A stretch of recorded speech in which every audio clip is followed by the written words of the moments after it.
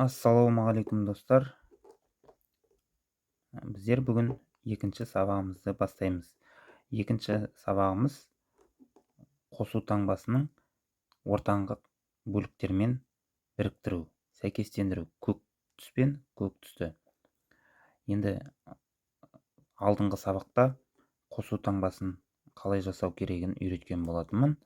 Егер білмесеңіздер, осы видеоны көріп атсаңыздар, бірінші сабаққа қарап алуларыңызға болады. Енді қосу таңбасының орталықпен қалай сәйкестендіреміз? Біздің қосу таңбасының жоғарғы жағында ақ қабырғалар және жаны басқа түстер бар, міне сарыдан басқасы. Сол кез келген бір түсті таңдаймыз. Мысалға қызыл түсті таңдадық. Осы қызыл түсті ортаңғы бөлікпен сәйкестендірейік. Жоғарғы бөлігін бұрып қызыл түске сәйкестендіреміз. Қалған түстері міне сәйкес келмей тұр. Енді қалған түстерін қалай орындаймыз? Жасыл түс, көк түс келмей тұр. Сондықтан да фронт екі рет төменге түсіреміз.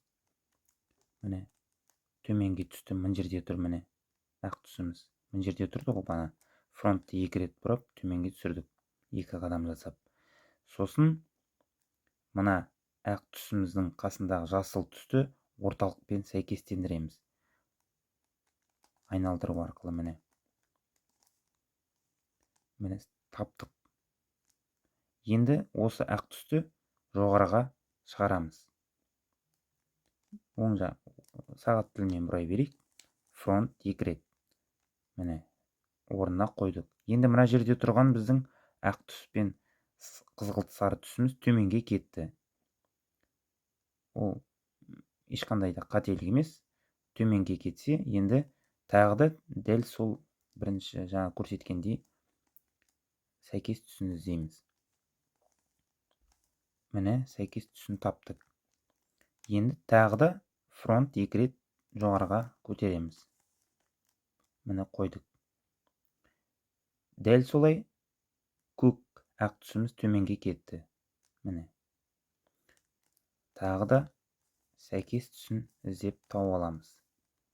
Міне ақ түс және көк түс орталықпен сәйкестендірілді. Енді осыны фронт екі рет жоғарыға қоямыз.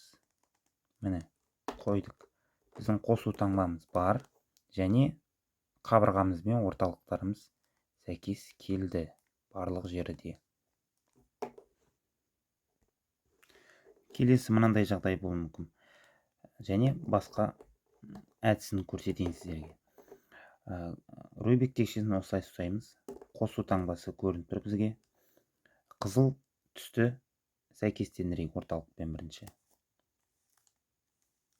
Қызыл түсін тауып аламыз. Қойдық. Қызыл түсін қойғаннан кейін жандарын қараймыз, қалған бағыттарды. Жасыл мен көк. Бұл жерде қызыл сары келіп тұр. Жасыл мен көк.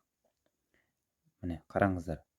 Қызыл түсі келіп тұр. Соған қарама-қарсы бағыты, міне қарама-қарсы қызғылт сары, яғни қарама-қарсы бағыттары келіп тұр. Осындай жағдай болуы мүмкін. Ондай жағдайда не істейміз? Рубик текшесін келмей тұрған түске бұрып аламыз алдымызға қаратып. Сосын, яғни келіп тұрған түстер екі жанында тұр, міне екі жанында. Сосын оң кері сол сағат тілімен, яғни екі ақты алдына қоямыз. Сосын жоғарды, міне жоғары екі рет екі қадам жасаймыз. Содан соң жаңағы оң орнына қоямыз сағат тілімен, сол жақты сағат тіліне қарсы орнына қоямыз. Сонда біздің барлық орталықтарымыз орнына келеді.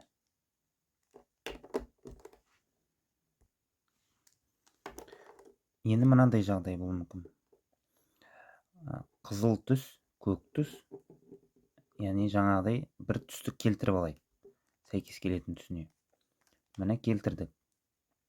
Сәйкес келетін түсіне келтіргеннен кейін қалған түстерді қараймыз.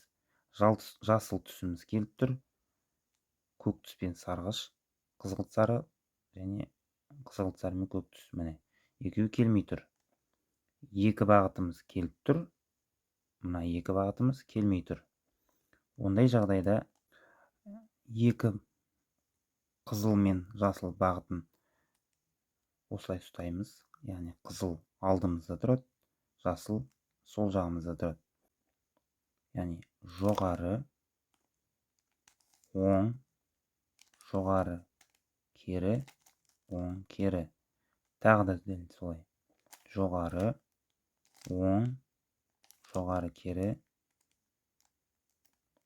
Міне. Яғни жасыл түсіміз бен қызыл түсіміз орнында тұр. Және көк түсіміз бен қызғылт сары түсіміз орнына келді.